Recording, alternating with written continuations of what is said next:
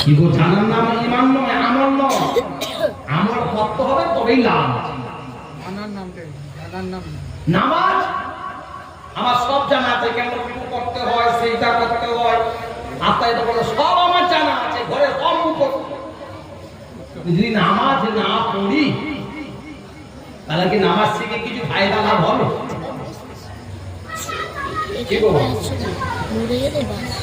রোজা রোজা রোজা শুনেছি, রোজা রেখে প্র্যাকটিক্যাল আমরা অভ্যাস করলাম না, শুধু রোজা বলে জানি, কিছু কি লাভ হবে? হযরতে বাইজিদ বোস্তামি রাহমাতুল্লাহ আলাইহি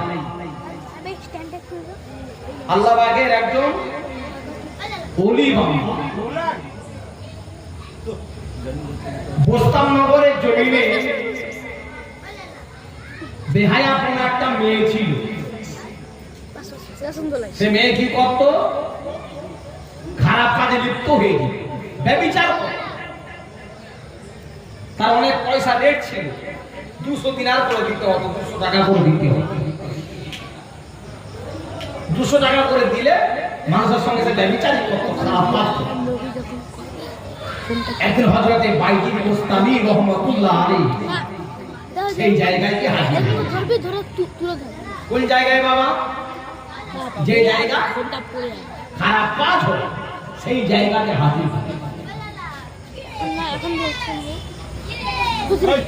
যখন কোনো ছেলে নেশাভান করে, করার আগে চিন্তা করে যে আমার আব্বার কাছে আমার এই নেশাটা করা ঠিক হবে, আমার বড় ভাই আছে সম্মুখে, তার সামনে নেশা করাটা ঠিক হবে।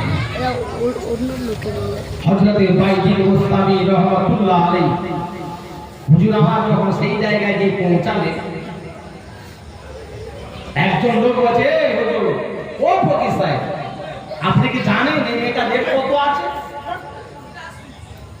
বলছে হ্যাঁ বাবা জানি, 200 টাকা। বলছে আপনার মতো ফকিরের কি দেওয়ার মতো ক্ষমতা আছে 200 টাকা? বলছে হ্যাঁ দিতে পারবো। 200 টাকা দিয়েছি। উদ্দেশ্যটা কি? মেয়েটার সঙ্গে খারাপ কাজ করার উদ্দেশ্যটা নয়। হেদায়েতের মালিক কে? আল্লাহ। পরিবর্তনের মালিক কে? আল্লাহ। আমরা হাজার হাজার বক্তা, হাজার হাজার ওয়াইদিন, হাজার হাজার পীর দাদা, পীর সাহেব ওয়াজ শুনে শুনে শুনে শুনে কান কথা করে ফেলেছি, পেশাব করে এখনো পানি নিতে জানলাম না। এমনও মানুষ আছে না? নাই। যুবক ছেলেদের অধিকাংশ ছেলে আছে পেশাব করে পানি নেয়। তাহলে একটা গায়ের কমে